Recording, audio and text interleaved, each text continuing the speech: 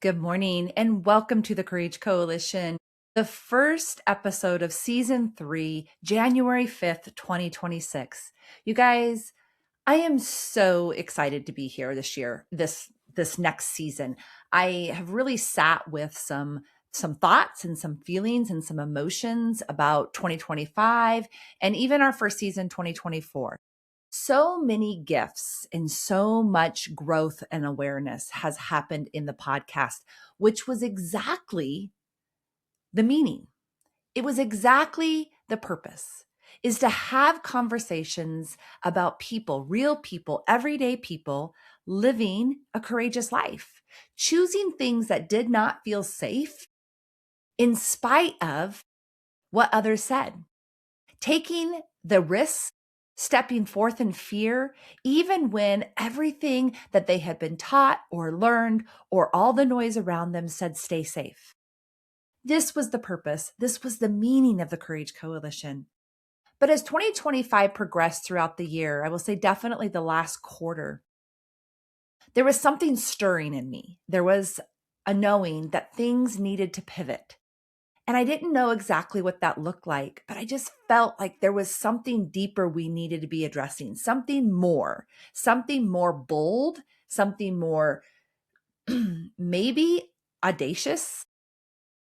It was just a stirring. And I kept sitting with that and I kept feeling this discernment that you have to step outside of the comfort zone. I'm like, wait a second. We're having these conversations of people that are having and living such courageous lives. What do you mean the comfort zone?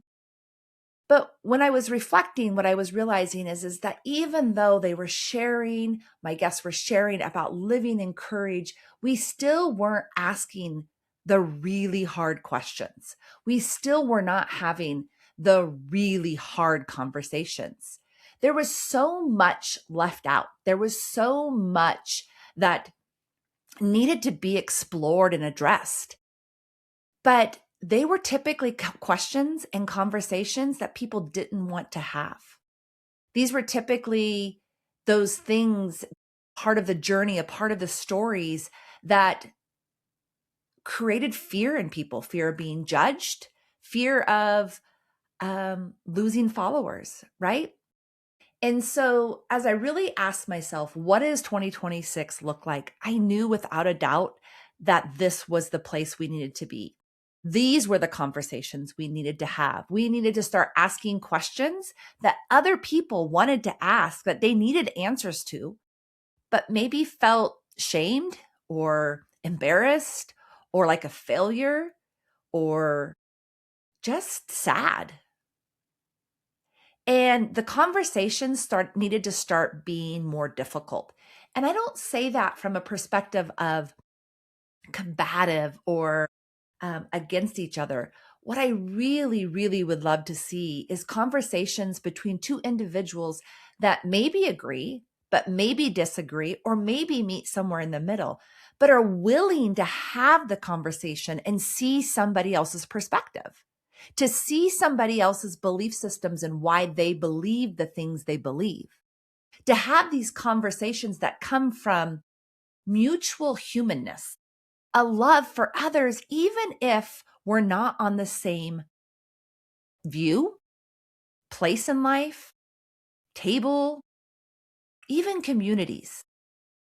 We're going to start talking about these conversations and having them as a way to help others, to create a sense of love and acceptance and knowing within the community.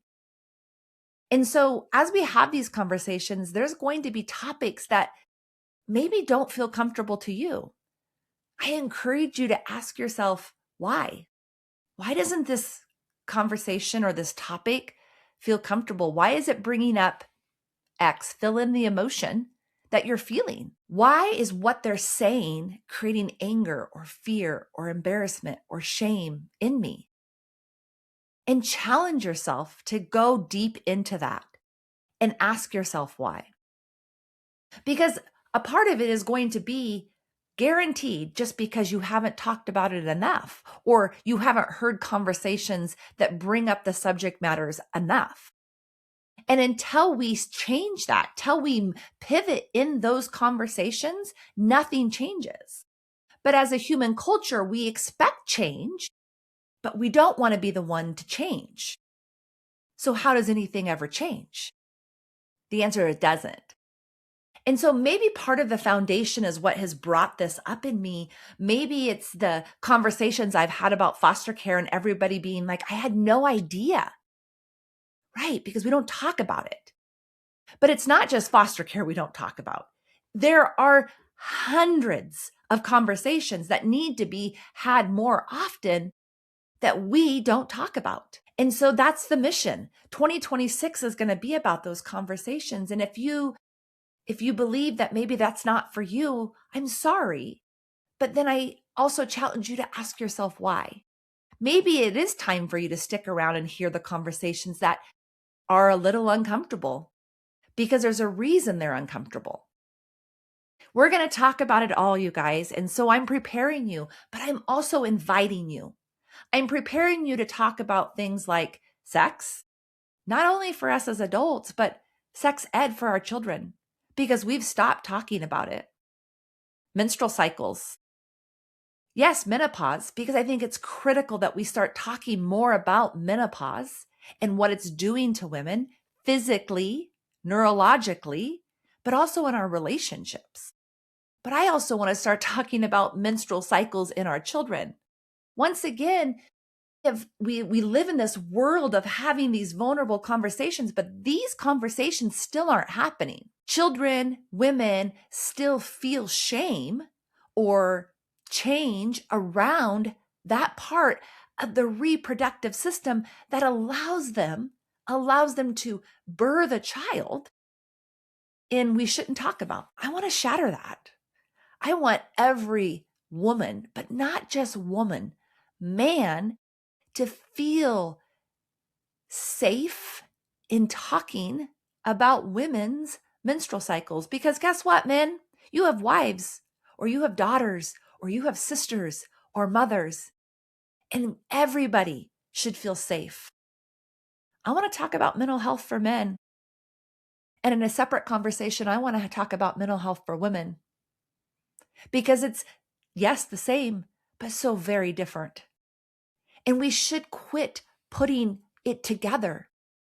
We should start separating what it looks like to be a man and a woman, because we get to be together. I get to be married to the same man for 31 years, but we are individuals.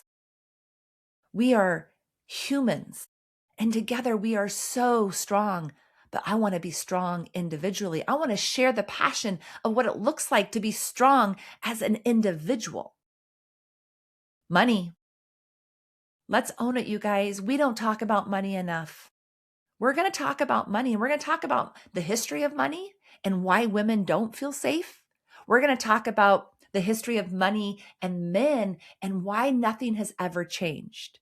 Why we're going to talk about money and why men believe that they're responsible for being the breadwinners.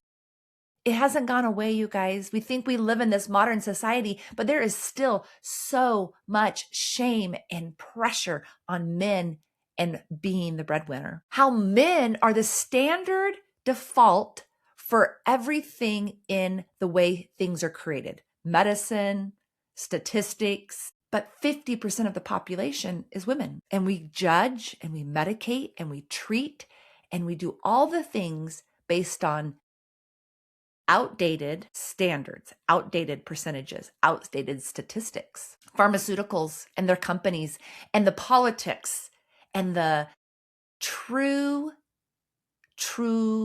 what do I want to say? What's the word? I'm losing it here. But the true deceit behind it and how we can educate ourselves better. Because maybe we can't change it all, but when we educate ourselves one person at a time, we change things. We create a movement. Foster care, it's happening. We're going to talk a lot about it because of the conversations that have already happened in the unknown, the invisible child of our culture, of our society, sex trafficking, and the heartbreak. You guys, I have a hard one with time with this one. I've interviewed people that deal specifically in the rescue of sex trafficking, in the heartache, in the trauma. And every time the conversation comes up, I still feel broken inside because I think about what these humans have had to endure because of other humans. And I'm done with it. Why is this happening? Why are we allowing this to happen? And we are allowing it to happen. Fear and intuition and how they are the answers we need. Fear and intuition are naturally born into us and we ignore them. We push them down because of what society says we should be doing, because of what our friends think we should be doing, whatever it is. There is so much power in our intuition and our fear. Politics, let's go there. Politics are the epitome of why we divide this country. And we wonder, we ask these questions of why isn't it different? I wonder. Education. The beauty of being a country that is educated, free to educate, but yet also the horribly outdated standards of our education. The outdated standards of what it means to receive, what it means to be in under a rural or low poverty or high poverty level areas. We're going to talk about rural America. We're going to talk about inner cities. We're going to talk about what it means to receive in a free country a fair education, not based on how much your parents make or where you live, and not having to live in a specific place to get a good education. We're going to really start to pull that one apart, you guys. Body shaming in our country as a whole. We love to think of body shaming as a female thing, but it's not. It covers all realms, both females and males. Religion versus faith, because there is a difference. And we tend to put up the boundary when anyone starts talking about faith and believe they're a self-righteous religious leader. And there is a difference. There's a huge difference. And because this is one of the things that I've had to heal and or come to terms with, that I get to speak about my deep faith without any reservance of what somebody else or how somebody else feels about it, because it is for me and it is a part of my journey. And we should all have that safety, that psychological safety to speak without being attacked or a grudge held against or a relationship severed or a demotion or lack of promotion. But at the same time, not allowing fear to stop us, not allowing judgment, having the safety as a culture to say, I see you and I understand what you're saying, but also this is my belief, and not letting it divide, but allowing it to accept and hold us and see us in a different way. Psychological safety, pretty much what I just said, but psychological safety, not only in the workplace, but in our homes, in our families, in our communities. The ability to say, I made a mistake, or you know what, I don't see it that way. And knowing that you are not going to lose something critical to you, because we allow ourselves and others to be human, to grow, to pivot, to evolve, and to learn. And when we feel safe, guess what happens? Growth is exponential, because safety is our number one need.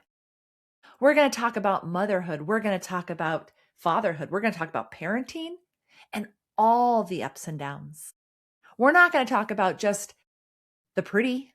We're going to talk about what it means to truly be a parent, what you give up, what you endure, what you receive, the beauty and joy of it, but also the heartache, the way that you have to push yourself every single day to be the next best version, how parenting looks like an epic failure in our society in some ways. And we're going to talk about biological parents, but how we need to reframe that and how that doesn't do anything. It creates no change that we as a society believe that a successful parent looks one way. I am going to have a lot of repeat guests, and there's a reason for that. Connection, relationship, heart. But I'm asking them different questions, and they're asking themselves different questions. And I'm posing to them what I posed at the beginning of this episode. What are the conversations that need to happen more? What are the conversations that we have got to start having? And then we're choosing. And I'm being intentional about this, you guys. I'm being very intentional.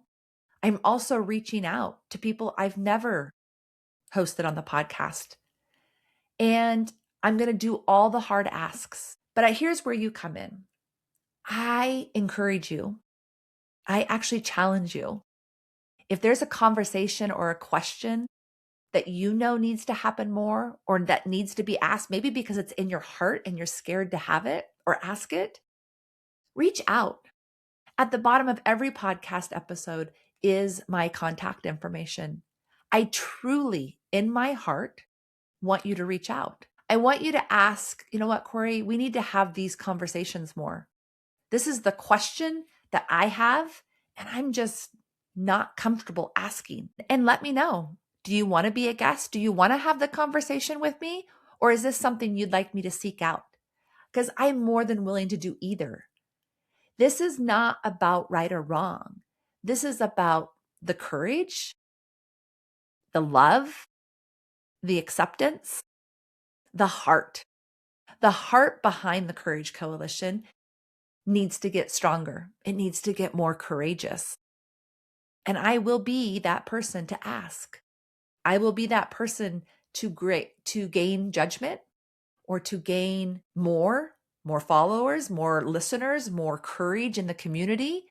But I know it's going to come with some people feeling like this is not for them anymore. And I'm willing to endure that because I know that change only happens when change happens.